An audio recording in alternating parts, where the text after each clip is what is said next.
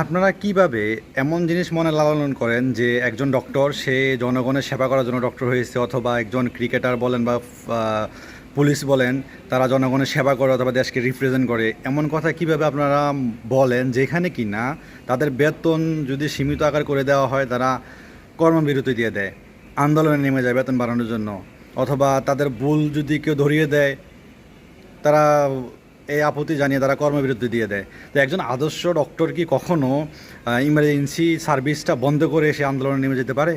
পারে না।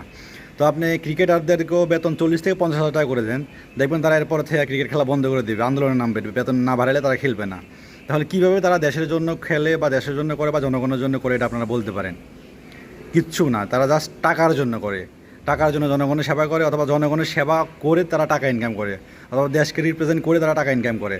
টাকা দেওয়া বন্ধ করে দেন, সবাই সবার কাছ থেকে চলে যাবে, সবাই সবার